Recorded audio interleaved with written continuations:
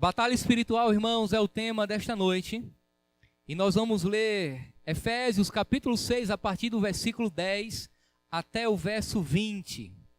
Acompanhe a leitura comigo, com atenção, com reverência e temor no coração. Após a leitura, iremos orar mais uma vez. Diz assim a palavra do Senhor.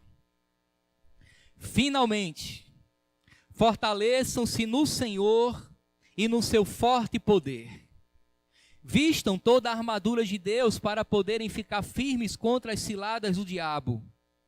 Pois a nossa luta não é contra seres humanos, mas contra os principados e potestades, ou contra os poderes e autoridades, contra os dominadores deste mundo de trevas, contra as forças espirituais do mal nas regiões celestiais. Por isso, vistam toda a armadura de Deus para que possam resistir o dia mau e permanecer inabaláveis depois de terem feito tudo.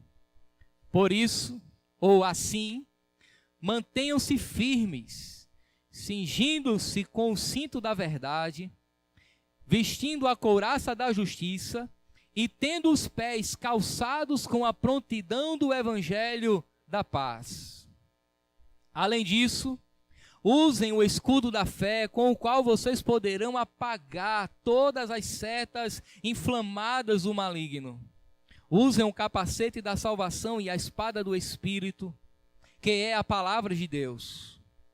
Orem no Espírito em todas as ocasiões, com toda oração e súplica. Tendo isso em mente, estejam atentos e perseverem na oração por todos os santos. Orem também por mim, para que quando eu falar, seja-me dada a mensagem, a fim de que, destemidamente, torne conhecido o mistério do Evangelho, pelo qual sou embaixador preso em correntes. Orem para que, permanecendo nele, eu fale com coragem como me cumpre fazer. Vamos orar a Deus, mesmo sentados como os irmãos estão. Feche seus olhos, vamos orar ao Senhor. Querido Deus, nós te louvamos por tua graça, por tua misericórdia. Muito obrigado, Pai, por estarmos aqui nesta noite celebrando ao Senhor. Nós celebramos a Ti, ó Deus, porque o Senhor é bom, fiel, tem cuidado de nós, e nos momentos mais difíceis da nossa vida, o Senhor tem se revelado como de fato o socorro bem presente. Como é bom descansar na sombra onipotente do Senhor. Como é bom descansar nas tuas doces mãos, que nos conduz, ó Deus, no caminho em que devemos andar. O Senhor é poderoso, opera maravilhas, e nesta noite nós tomamos conhecimento de inúmeros casos que o Senhor operou. Muito obrigado por vidas que foram alcançadas, vidas que foram restauradas. Ó Deus, muito obrigado. Que esta noite seja uma noite de bênção, de salvação, que o Senhor possa alcançar corações pecadores, convencendo da verdade do Evangelho. Em nome de Jesus Cristo, toma as nossas mentes, os nossos corações cativos à Tua palavra. Nós te louvamos, em nome de Jesus. Amém e amém. Amada igreja, o nosso folclore é cheio de mitos e lendas que ingenuamente tentam explicar a presença de seres espirituais no mundo. Partindo desse princípio, nós encontramos, por exemplo, o Saci Pererê, a mula sem cabeça, o Curupira, a mulher de branco e tantas outras crendices e mitos que só revelam na realidade um desconhecimento de Deus e das verdadeiras ações do maligno. O apóstolo Paulo, no texto que lemos, ele está concluindo a sua carta aos irmãos da igreja de Éfeso, alertando que, apesar de aqueles irmãos, e nós também, termos sido escolhidos para viver uma vida de unidade, uma vida de santidade, uma vida plena e equilibrada com a graça de Deus no casamento, na relação paterno-filial e também na sociedade no que diz respeito às nossas relações de trabalho, a vida não será fácil apesar de tudo isso. Paulo, irmãos, agora está alertando os irmãos que apesar de ser possível vivermos uma vida cheia do Espírito Santo, uma vida repleta de Deus, essa vida não será fácil. Essa vida não será fácil, irmãos, porque Paulo também nos ensina que há seres espirituais que habitam nas regiões celestiais, que são responsáveis por tentar nos tirar a paz, por tentar nos tirar o sossego, por tentar contra Deus e contra o seu povo, ou seja, a sua igreja. Paulo nos ensina, a partir do texto que lemos, que apesar de sermos escolhidos desde a eternidade, selados com o Espírito Santo, apesar de termos a salvação e a vida eterna, a realidade na prática é muito dura. Paulo diz que o diabo, o Satanás e os seus demônios se levanta contra Deus e o seu povo, e a igreja, em alguma medida, sofrerá as investidas daqueles que Paulo diz e chama de principados e potestades, ou seja, autoridades, seres espirituais do mal.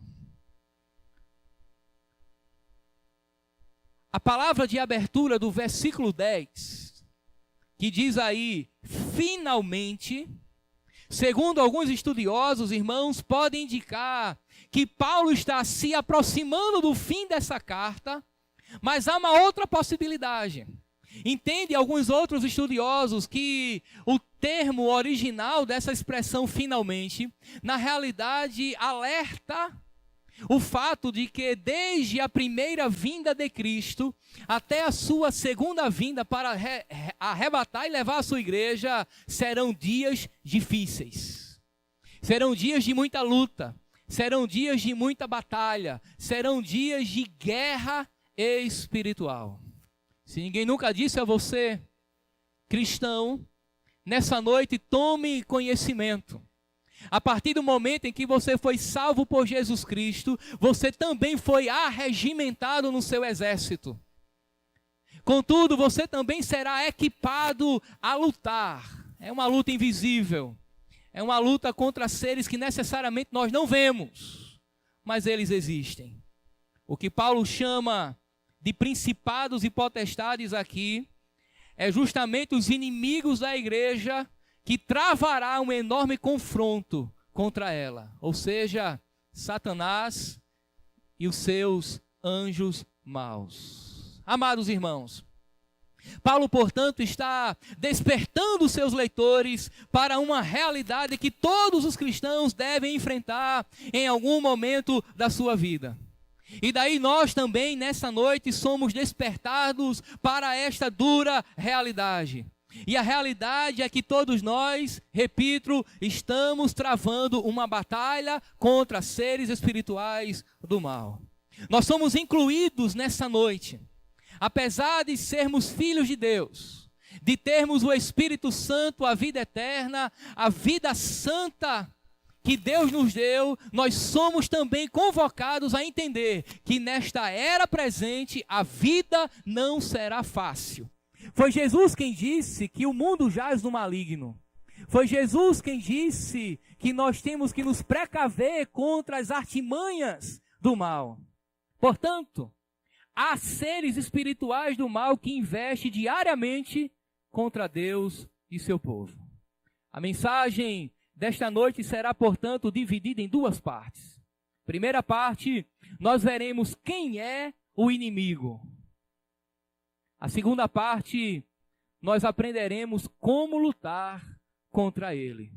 O propósito não é, irmãos, nessa noite, satisfazer as nossas curiosidades acerca da pessoa de Satanás ou do diabo, não nos importa isso.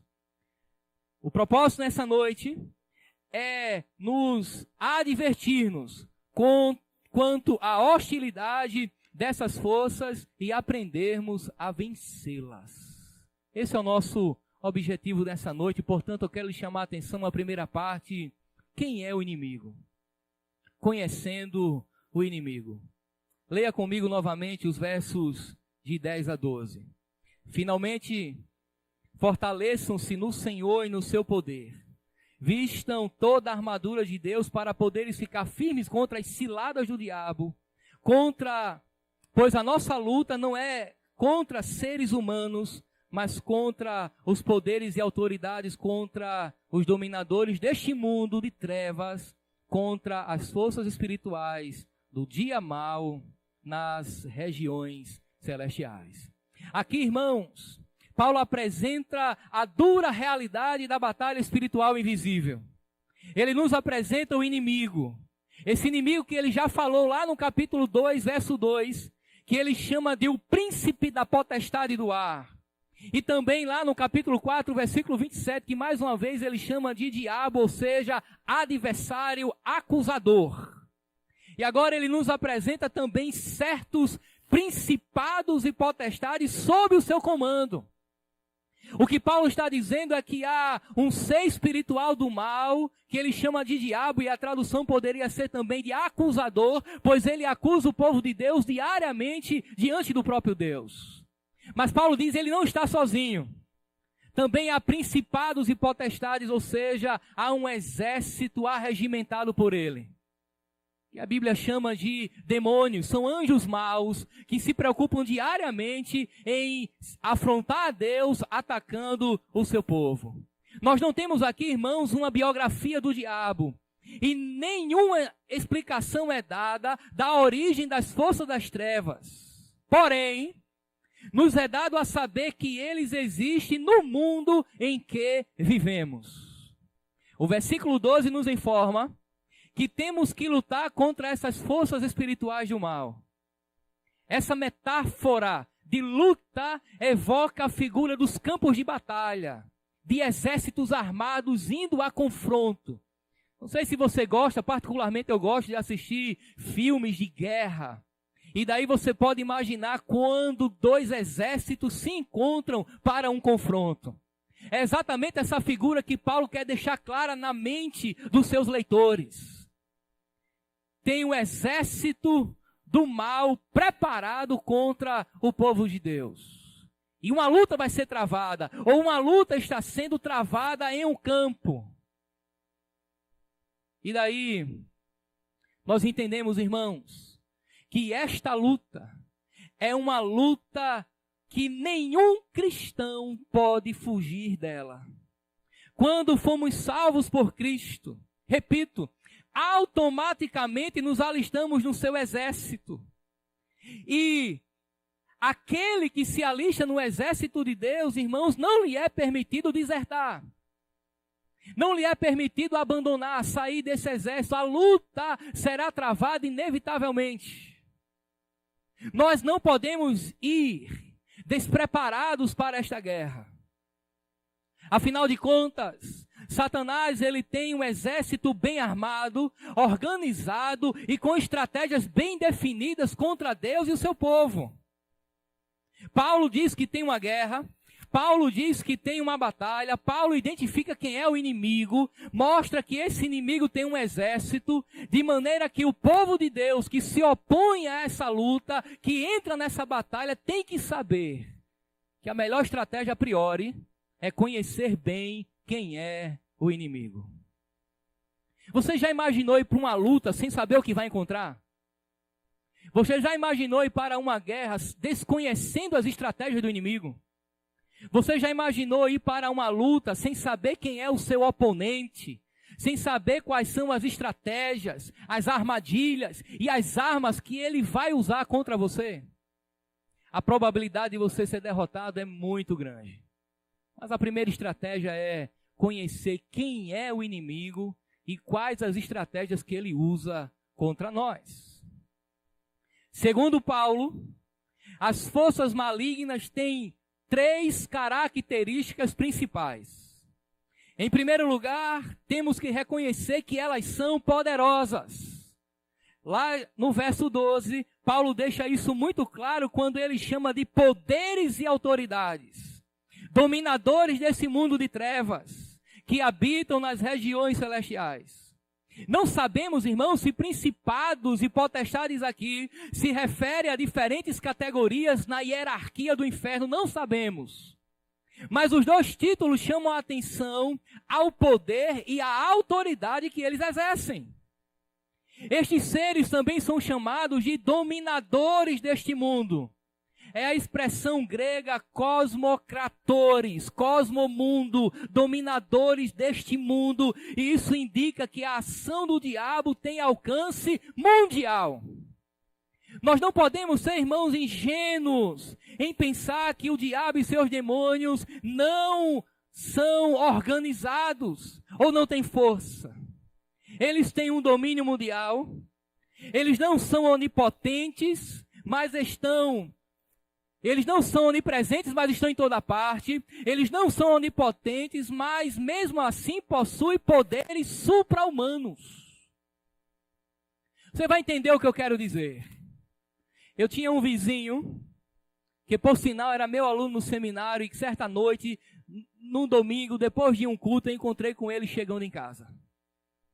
E daí ele estava alegre, porque o culto na igreja dele foi uma bênção.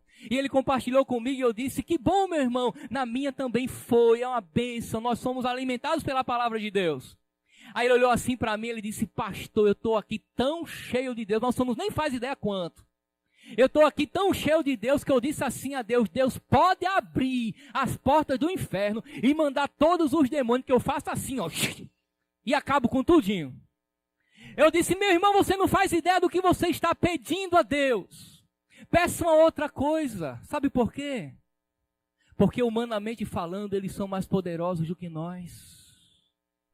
Eles têm um poder supra-humano e não é desta forma que nós lutamos contra as investidas de Satanás. Não é bem assim. Eles não são onipotentes, mas têm poder, têm força. Eles não são onipresentes, assim como Deus é, mas há um agente do maligno em cada palmo de chão desta terra, onde houver um ser humano, ali há uma investida de Satanás.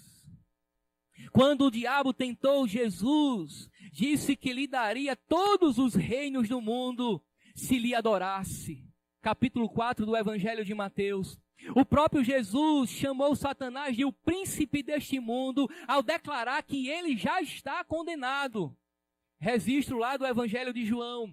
Para citar ainda João, ele nos lembra que o mundo inteiro jaz no maligno. Com esses textos, não estou afirmando que o diabo é mais poderoso que Jesus. Eu estou afirmando que, apesar de derrotado, ele e seu exército ainda possuem poder e autoridade para agir de forma expressiva. E daí nós não podemos achar que ele é fraco.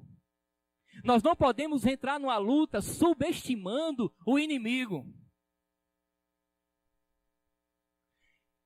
Entra numa briga com Kátia aqui para ver o que é que acontece com você.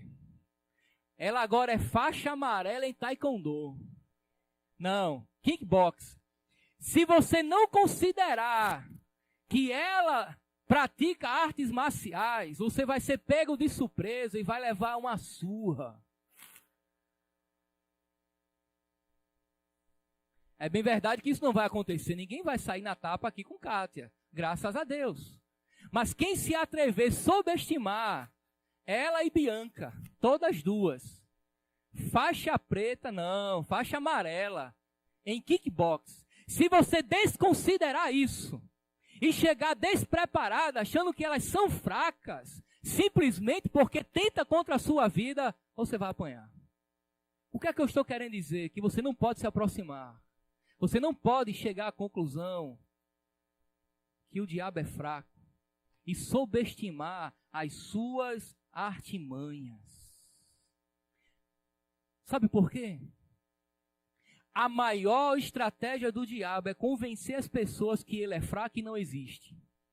Infelizmente, não apenas nós, os leigos, mas também homens estudiosos, aqueles da cabeça grande, aqueles cabeções da teologia, eles acham, alguns deles já não acreditam mais que o diabo existe.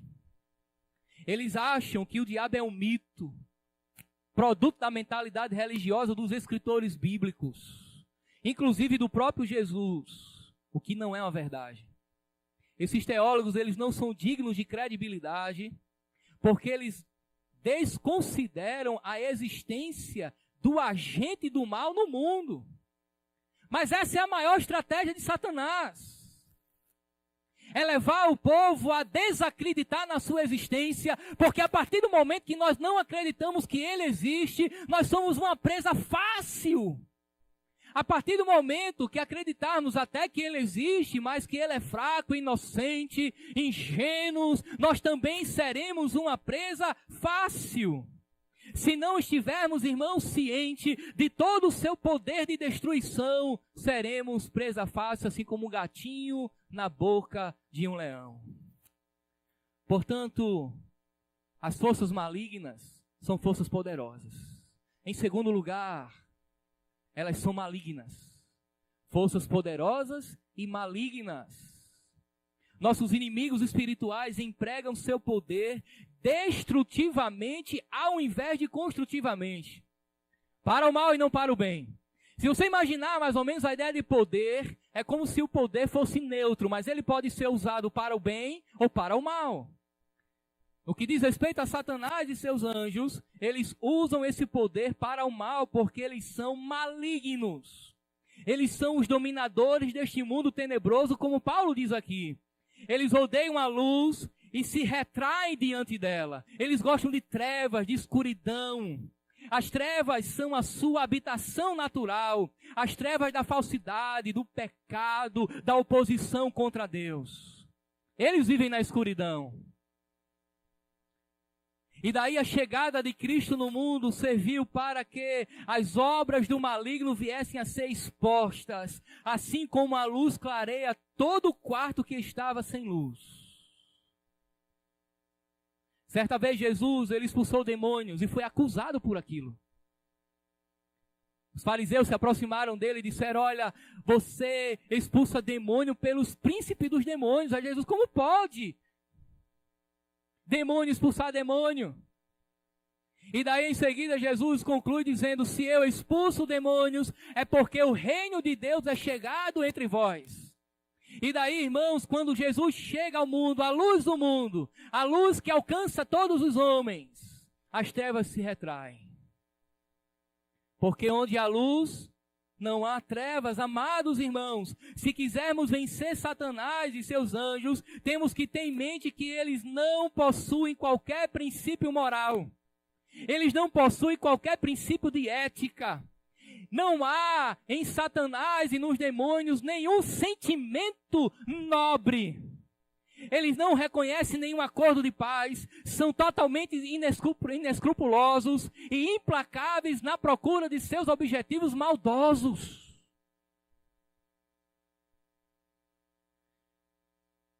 Talvez não seja da sua época, mas um filme que me chama muita atenção, protagonizado por Al Pacino, foi O Advogado do Diabo.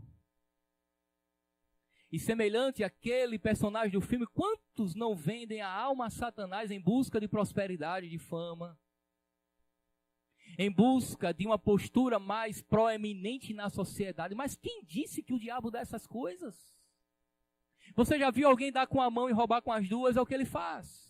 A falsa sensação de prosperidade, a falsa sensação de alegria, a falsa sensação de paz, a falsa sensação de tudo aquilo que nós esperamos, é tudo falso, é tudo fake. Na realidade, irmãos, a realidade plena dessas coisas nós encontramos em Deus e não no inimigo, porque ele é maligno. Não há nenhum acordo nobre, não há nenhuma relevância, não há nada aquilo que possamos considerar eticamente correto. Ele é impuro, maligno, nojento. Mas em terceiro lugar, ele também é astuto. E Paulo escreve aqui das ciladas do diabo.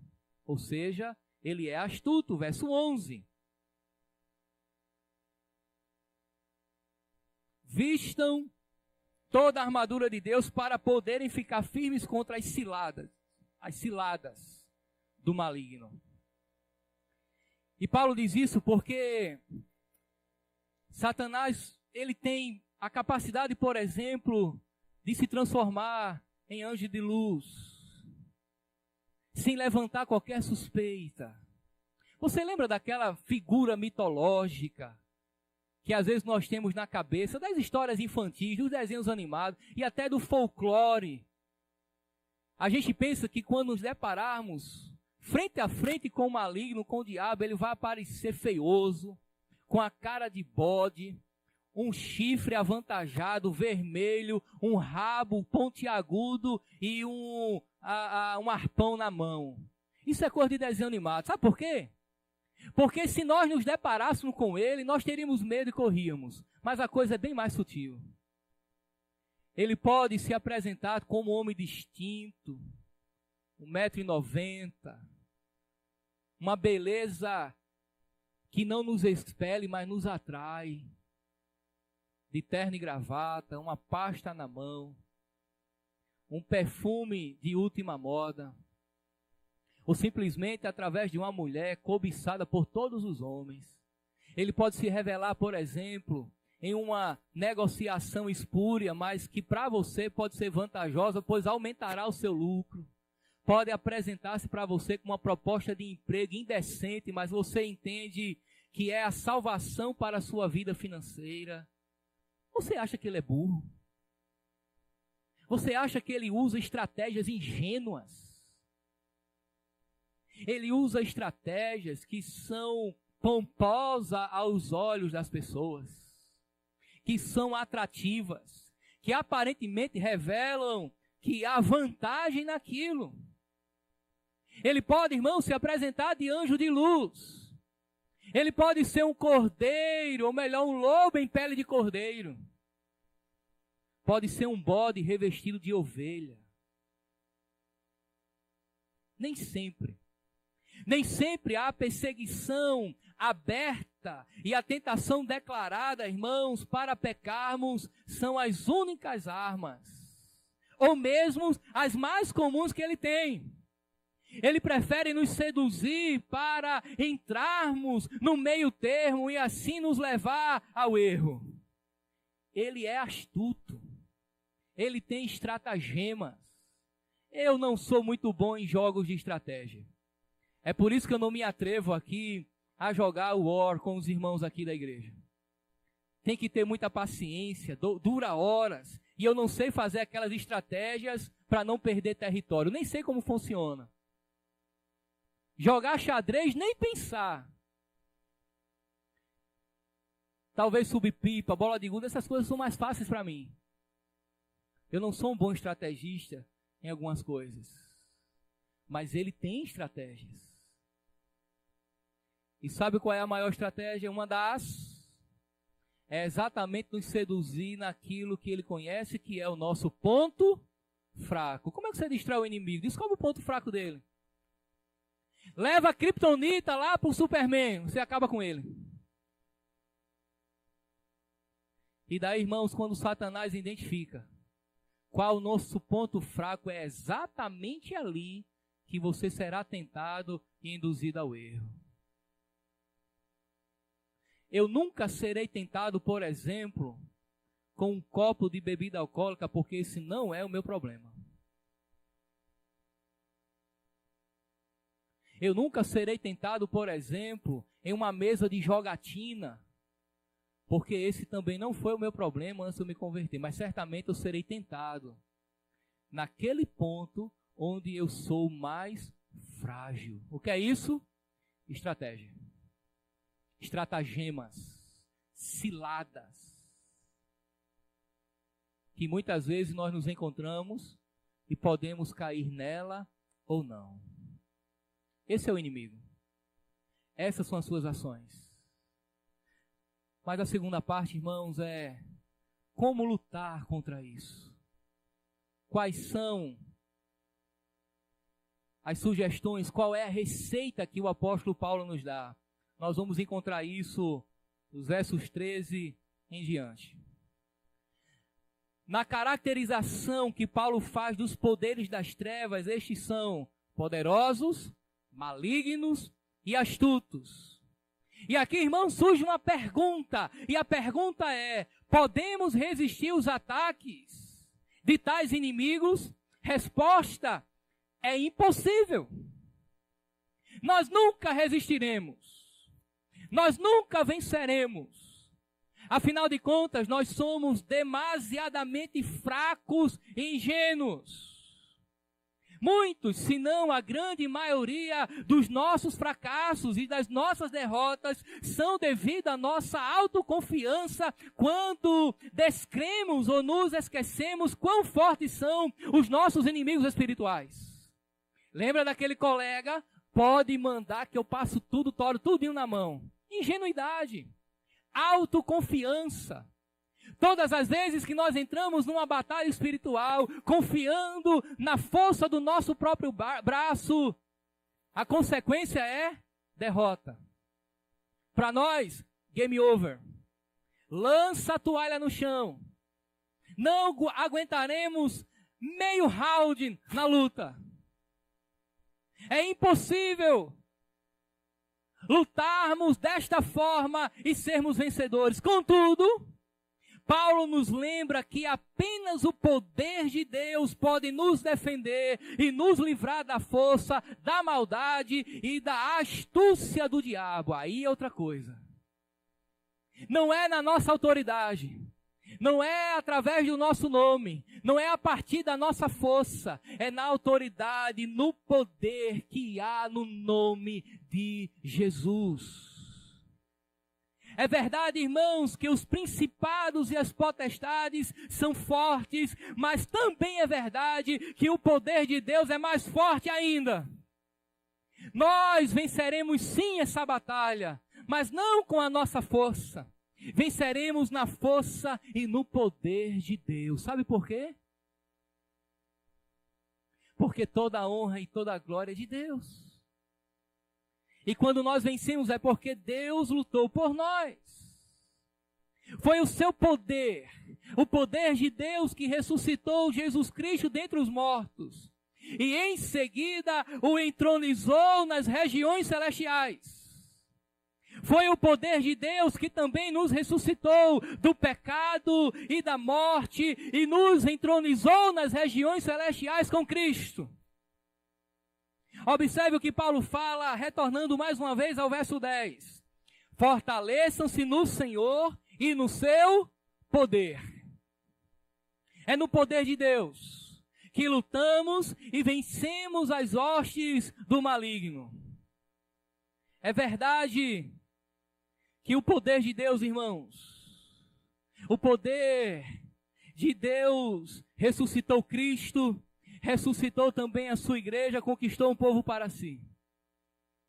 E esse poder age nas regiões celestiais. E Paulo acabou de nos dizer que os principados e potestades agem nas regiões celestiais. Logo, Satanás e os seus demônios agem em uma esfera de atuação cujo Senhor é o próprio Deus. Logo, eles são o quê? Derrotados. Qual é a possibilidade de entrarmos numa batalha espiritual, na força e no poder de Deus e sermos derrotados? Nenhuma. Porque Cristo já os derrotou. Foi Paulo quem disse que na cruz do Calvário ele despojou os principados e potestades, lançando Satanás e os seus demônios à vergonha. Aí você pergunta, mas por que há essa batalha se eles já foram destruídos? Você vai entender. Eu era aproximadamente 10 anos mais jovem. E trabalhava numa igreja no interior, aqui próximo de João Pessoa. E tinha lá uma casa que ninguém queria evangelizar. E quando eu cheguei naquele campo, Eu procurei saber por que ninguém queria evangelizar aquela casa. Os seminaristas que me acompanhavam também não queriam evangelizar aquela casa. E daí eu perguntei, eles disseram, olha, porque lá tem um cachorro que fica no terreiro. Da porteira para casa deve dar uns 50 metros. E tem lá um cachorro. E o nome do cachorro é Rompe-Ferro. Imagina se ele pegar a canela da gente. Se ele rompe ferro, se ele morder a canela da gente, aí rompe tudo. Eu disse, mas Jesus, e agora? Só tem aquela casa que a gente nunca chegou para evangelizar. O povo não sai de lá de dentro, é de lá para dentro e não sai. Como é que a gente vai evangelizar? Certa vez eu passei naquela porteira, não vi Rompe-Ferro e me atrevi. Vai que Rompe-Ferro tirou férias, está em outro canto. Eu entrei e bati lá naquela porta. Quando eu chamei a dona da casa, já na porta, na sacada da porta, vamos dizer assim, aí eu escuto aquele rugido nos dentes. Meu irmão, eu acho que eu bati todos os recordes, 100, 50 metros, que eu consigo imaginar. Eu nunca corri tão rápido. Eu disse, Rompe-Ferro vai me pegar agora, estou perdido. Para que eu não obedeci esse negócio? Eu corri para a porteira, mas quando cheguei perto, eu percebi que o latido dele estava mais longe.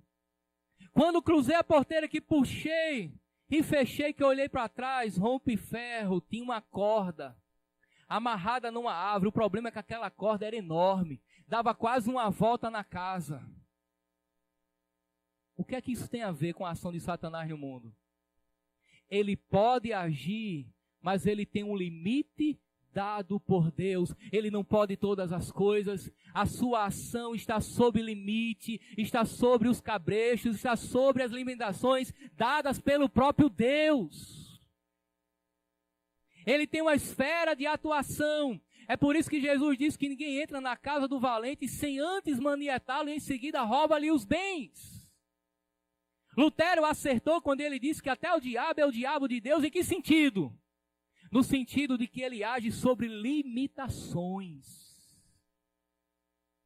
E dentro dessas limitações, irmãos, as esferas espirituais, tanto lá quanto cá, é Deus quem manda.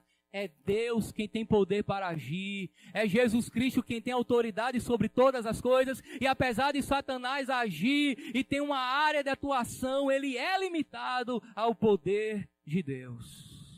Meus irmãos, portanto, é na eficácia do poder de Deus que os demônios nos submetem.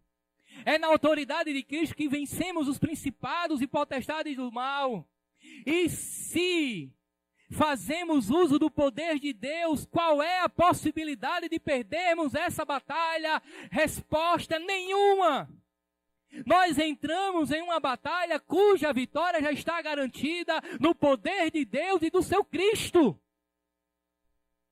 Não há como perder. Por isso Paulo diz, fortaleçam-se no Senhor e no seu poder. É assim que devemos lutar contra o diabo e seus anjos, no poder e na autoridade do nome de Jesus. Você lembra aquela passagem lá de Atos dos Apóstolos? Aqueles que foram expulsar demônios chegaram e disseram, olha, nós tentamos expulsar, sai em nome de Paulo, nada resolveu. Levaram a pisa, saíram nus, ficaram até sem roupa. Porque é apenas o nome de Jesus que tem poder. E daí você tem que entender que Jesus não é apenas um conjunto de letras que formam a palavra. Não é apenas um J, um E, um S, um S. Não é isso. O nome Jesus Cristo revela o caráter e o poder de quem o recebe esse nome. O nome de Jesus tem poder. Mas o apóstolo continua e nos mostra a necessidade de nos revestirmos de toda a armadura de Deus. É interessante isso aqui. Primeiro Paulo diz que nós temos que lutar contra Satanás no poder de Deus. E agora ele diz que nós temos que nos revestir com a armadura de Deus. Logo, irmãos, nós vamos para a guerra com os recursos de Deus. É Deus, é em Deus que nós encontramos a fonte de todos os nossos recursos para o momento da guerra. O armamento perfeito está nele. A munição adequada está nele. A estratégia correta está em Deus. Porque essa luta, essa batalha em primeira instância também é de Deus.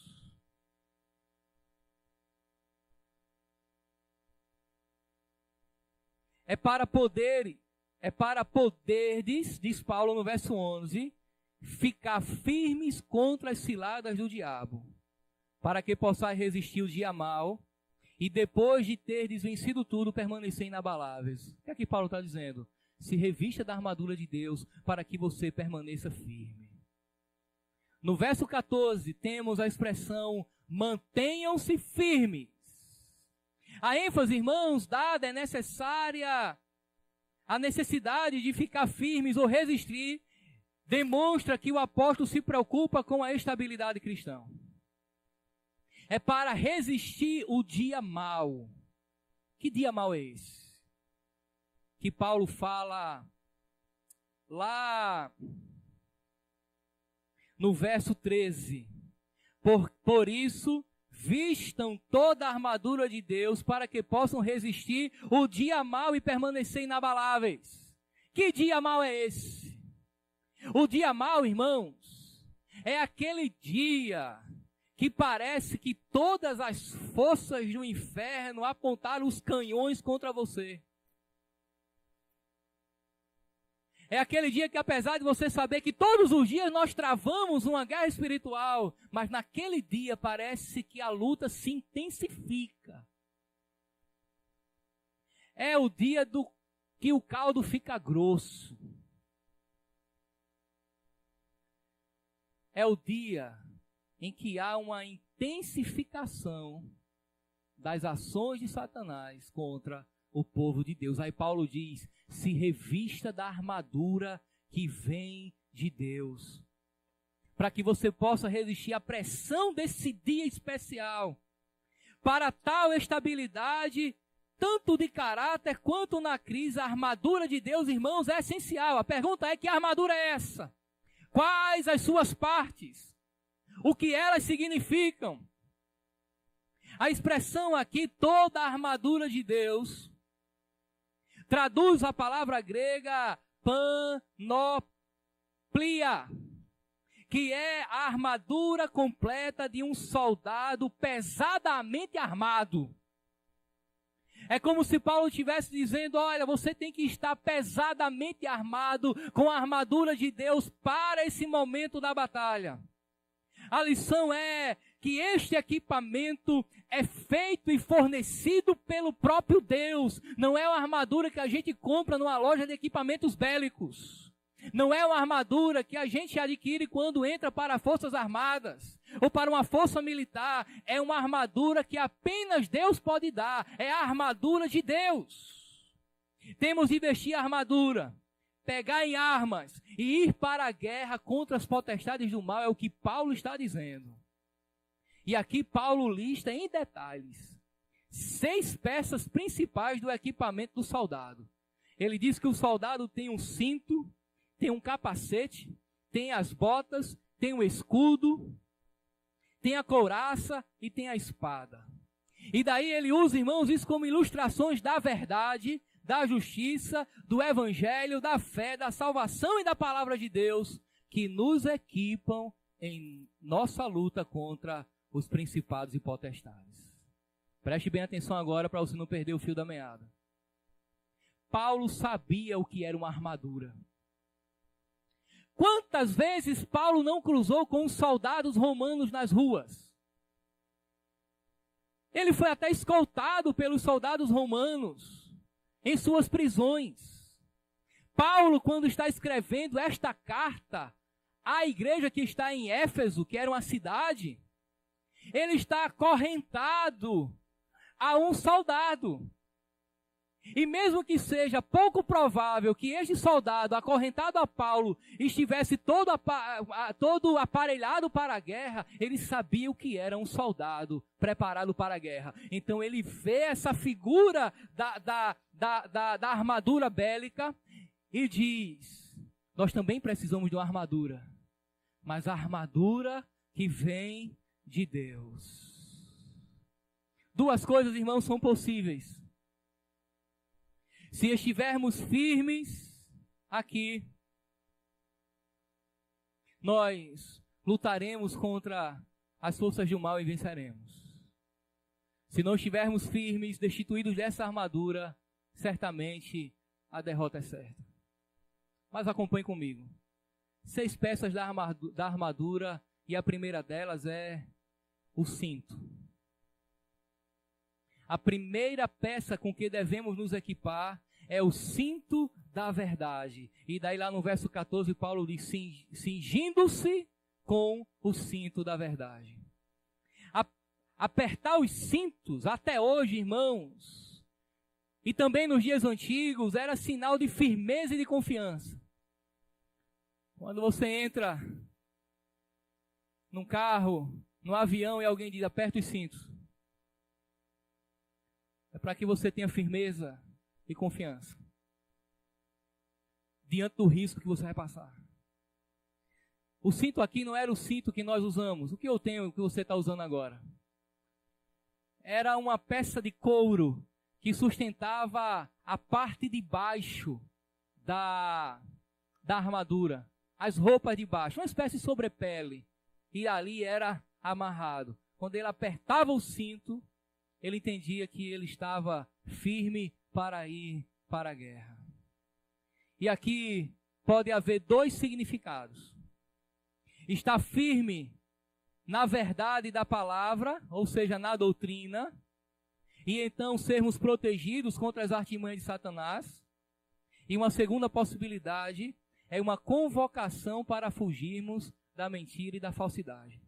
Ou seja, apertar o cinto da verdade pode significar estar firme na doutrina e também fugir da mentira e da falsidade. As duas coisas são plenamente possíveis.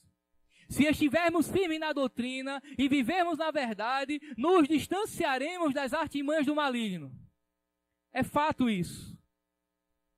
Se vivermos na verdade, se fugirmos da mentira, também nos aproximaremos de Deus e nos distanciaremos das artimanhas de Satanás. Essa é a grande questão aqui. O que é que Deus quer, irmãos, com esse elemento? Deus quer a verdade no íntimo. E o cristão deve ser honesto e verdadeiro a todo custo.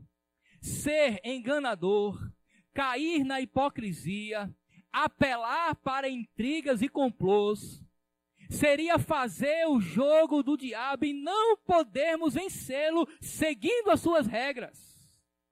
O que o diabo abomina é a verdade. Por isso que Paulo diz que para nos defendermos temos que tomar posse do cinto da verdade. O segundo item é a couraça da justiça. Este era um equipamento que protegia o peito do soldado, uma espécie de couraça aqui na frente. Não há nenhuma indicação de que os soldados utilizavam proteção nas costas. E daí entende John Stott, um estudioso do Novo Testamento, que Paulo está dizendo que o confronto é direto, é de frente. E não pelas costas. É um confronto frontal com o inimigo. Mas o que significa a couraça da justiça? Na maioria das vezes que Paulo usa essa palavra justiça, ele está se referindo ao bom relacionamento que nós temos com Deus e com a sua lei. Ele se refere também à justificação, ou seja, à declaração de Deus referente à nossa vida de que agora nós somos inocentes e não culpados. Paulo está dizendo, se relacione corretamente com a lei de Deus. Você é inocente diante dele. E daí, irmãos, não há proteção maior e melhor contra o diabo do que um bom relacionamento com Deus. Ter sido justificado pela graça mediante a fé em Cristo Jesus. ser vestido numa justiça que não é a sua própria, mas a de Cristo, ficar de pé diante de Deus, não condenado, mas sim aceito. Esta é uma defesa essencial contra as acusações de Satanás. A palavra diabo significa acusador. Sabe o que ele faz todos os dias? Ele se apresenta diante de Deus e apresenta acusações contra a igreja de Deus. Mas aí o texto bíblico diz que agora, pois, não há mais nenhuma condenação para aqueles que estão em Cristo Jesus. Paulo continua e diz: quem intentará acusação contra os eleitos de Deus? É Deus quem os justifica. Quem os condenará? É Cristo quem morreu, ou antes quem ressuscitou, o qual está à direita de Deus e também intercede por nós. Esta é a certeza cristã. Satanás pode nos acusar diante de Deus todos os dias, mas todas as vezes que Deus olhar para nós e perceber que nós estamos em Cristo e Cristo está em nós, Ele vai dizer: não há condenação sobre esse, não há acusação sobre esse, porque eu lhe perdoei em Cristo. Mas nós temos que tomar consciência disso. Há um terceiro item, que são as botas. Paulo tem em mente aqui o que eles chamavam de caliga. Era uma espécie de uma meia bota do legionário romano. Ela era feita de couro e deixava os dedos dos pés livres. Ela tinha solas pesadamente cravejadas e era fixa nos calcanhares e nas canelas com tiras de couro. Você já deve ter, as mulheres hoje é comum, né? Usar aquelas percatas romanas, que começa lá no calcanhar e termina aqui no fim da coxa, né? Vai enrolando, enrolando, enrolando, enrolando. Era mais ou menos isso. Não era necessariamente uma bota que nós usamos hoje, não era um coturno, isso é muito moderno. Era uma espécie de uma sandália de couro, cravejada embaixo, porque ela dava firmeza no momento da batalha. O indivíduo cravejava aquilo ali no chão, que geralmente era de barro, e ela era fixa na canela do soldado. As botas equipavam-no para marchas longas e para tomar decisões firmes, por exemplo, na hora de correr ou na hora de brecar no momento da parada. Embora não impedisse a sua mobilidade, evitavam que o pé deslizasse. É essas botas que Paulo tem na mão. Ora, as botas do soldado cristão, diz Paulo, são a preparação do evangelho da paz. Paulo está dizendo: esteja firme no evangelho, não vacile. Paulo está dizendo: calce os seus pés, ande no evangelho, obedeça ao evangelho, não vacile em relação ao evangelho. Se há algo, irmãos, que Satanás odeia, é um crente firme no evangelho. Ele não suporta aqueles que não só estão firmes, mas também caminham anunciando o evangelho da salvação. Sabe por quê? O próprio Paulo falou, escrevendo aos Romanos, no capítulo 1, verso 17, que o evangelho é o poder de Deus para a salvação de todo aquele que crê. Paulo está dizendo: firme-se no evangelho. A palavra de Deus é poderosa, Ele é o que nos sustenta, é o que dá a salvação. Satanás não suporta isso. O diabo odeia o evangelho porque é o poder de Deus. A nossa quarta peça na armadura é o escudo da fé. Paulo se refere a um equipamento retangular. Não é aquele escudo, aquela bolinha, não. Era um retângulo de aproximadamente 1,20 m por 75 de largura, que cobria a pessoa inteira. Ele servia no momento da batalha para proteger os soldados das flechas, dos arpões, daquilo que era lançado. E nos tempos antigos, geralmente as flechas iam com fogo na sua ponta. E de repente, quando vinha, eles se curvavam e protegia todo o corpo. Paulo diz: se proteja com o escudo da fé. Por quê? Segundo Paulo, o maligno lança dardos inflamados. Você sabe o que é dardos inflamados? Flechas de fogo. E elas destroem, elas causam dano. E com esse escudo, os cristãos podem se proteger. Por quê? Porque a sua fé está em Cristo. Nós nos protegemos dos dardos inflamados do maligno, porque a nossa fé está em Cristo. E que dardos são esses? É o dado, irmãos, da acusação. São os dados da culpa falsa. Você já teve aquela experiência de ter a plena certeza e convicção de que foi perdoado por Deus, mas de repente vem aquela coisa no seu ouvido, faz, você foi perdoado nada. Você não serve para nada. Eu duvido que Deus tenha te perdoado. O seu pecado é grande demais. Você era um adúltero, mentiroso, cachaceiro, vivia nas calçadas da cidade. Um falso. Não serve para nada. Agora você vem dizer que Deus te perdoou. Eu duvido. São os dardos inflamados do maligno. Aí é nesse momento que você diz, eu fui salvo pela fé em Cristo, justificado pela fé em Cristo, e agora eu tenho paz com Deus. Esse, irmãos, é o escudo da fé. O próprio Deus é o escudo para os que nele confiam, e é pela fé que fugimos para ele, procurando refúgio. É pela fé, irmãos, que tomamos posse das promessas de Deus em tempos de dúvida, de depressão e de tentação.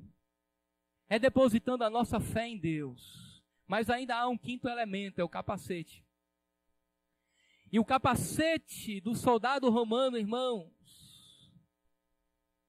é a peça da armadura que aparece em seguida na lista. Usualmente era feito de metal resistente, tal como bronze e ferro. Segundo uma declaração anterior de Paulo, o capacete do soldado cristão é a esperança da salvação, ou seja, a nossa certeza da salvação futura e definitiva. Aqui em Efésios é simplesmente o capacete da salvação que devemos tomar e usar. Você percebe que Paulo usa elementos físicos para falar de bênçãos espirituais que Deus nos deu? Você está percebendo que nós não lutamos contra Satanás com nenhum outro elemento físico ou crendices populares, mas com elementos espirituais que Deus deu a seu povo? O que também, irmãos, nos protege das ciladas do mal é a consciência de que somos salvos e ninguém pode tirar de nós a salvação que Deus nos deu. Absolutamente ninguém. Por fim, a sexta e última arma é a espada. De todas as 6 peças da armadura, o arsenal alistadas, a espada é a única que pode claramente ser usado tanto para a defesa quanto para o ataque. Mas é bom lembrar que esse ataque envolve um encontro pessoal de perto. Preste bem atenção. Porque a palavra grega que Paulo usa aqui para a espada é a palavra grega macaira. Macaira não era aquelas espadas medievais que tinham quase 1 metro que você lutava. Macaira é uma espadinha curta, que para que você vá ao confronto com ela e atinja o seu alvo, você tem que estar próximo do inimigo. É esse tipo de espada que Paulo tem em mente. E daí, irmãos, é a espada do Espírito que Paulo diz no verso 17, que imediatamente é identificada como sendo a palavra de Deus. Acompanhe a leitura. Verso 17, usem o capacete da salvação e a espada do Espírito. Aí em seguida ele diz que é a palavra de Deus. Você lembra quando Jesus foi tentado por Satanás no deserto? Como foi que Jesus lutou contra ele? Com a palavra de Deus. Nem só de pão viverá o homem, mas de toda a palavra que sai da boca de Deus, foi o que Jesus disse ao diabo no momento da tentação. Portanto, igreja, esta espada é exatamente o manuseio da palavra de defesa e do testemunho de Jesus Cristo. É exatamente dessa maneira que nós iremos lutar contra as ciladas e as astutas armadilhas de Satanás. É com a palavra de Deus, é com a fé, é com a verdade que nós lutamos. Quero chamar a sua atenção para o fim. E aqui eu trago algumas aplicações bem conclusivas, para que você não esqueça. Primeiro, o diabo existe. Não subestime o seu poder. Contudo, Deus é mais poderoso. E no poder e na força do Senhor, nós venceremos as ações do maligno. Segundo, esteja atento às realidades espirituais que estão em nossa volta. Nada acontece por um acaso. Tudo há um propósito determinado por Deus. E nós temos que estar atento para discernirmos também as ações de Satanás. Uma terceira lição: não é com crendices e simpatias que iremos lutar contra as forças de Satanás. Não adianta galho de arruda, vassoura atrás da porta, grão de milho jogado em cima da casa, sal grosso na cumieira da casa, água benta, viagem a lugares sagrados, ferradura, pé de coelho, patuá, dente de menino novo. Nada disso resolve. Satanás ri da cara das pessoas que fazem isso. Não resolve.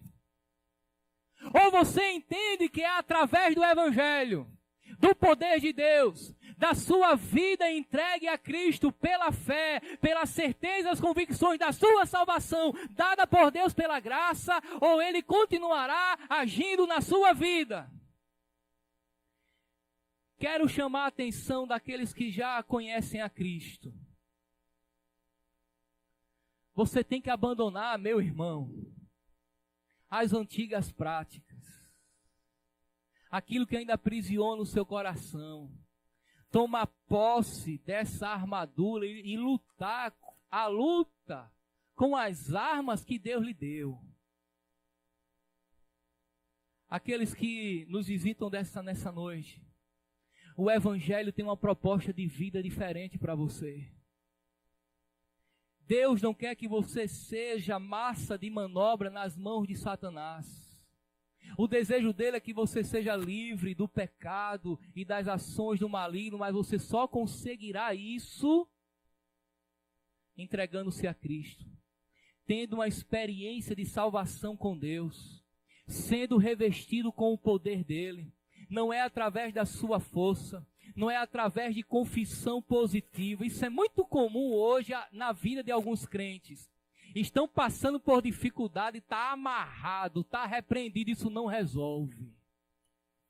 Ou você toma posse do que Deus ensina nessa noite, da armadura do cristão, de elementos espirituais, do Evangelho, ou você vai morrer de amarrar, e eles permanecerão soltos. Você vai morrer de repreender e nada vai acontecer. Entregue a sua vida a Cristo. Tenha uma experiência de salvação com Deus. Talvez você tenha chegado aqui nessa noite de maneira despretensiosa, a convite por uma ocasião especial. Glória a Deus por isso, mas o objetivo da sua vinda aqui é lhe alertar.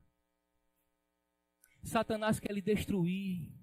Ele quer acabar com a sua vida, ele é especialista nisso, ele quer acabar com a sua vida, ele quer acabar com a sua família, ele quer destruir com toda e qualquer dignidade que possa haver em você. Ele quer lhe ver na sarjeta. Mas diz as Escrituras que o ladrão vem para matar, roubar e destruir, mas Jesus vem para lhe dar vida e vida em abundância. Essa vida em abundância você só adquirirá pela fé em Jesus Cristo. Que Deus possa ter misericórdia de nós nesta noite.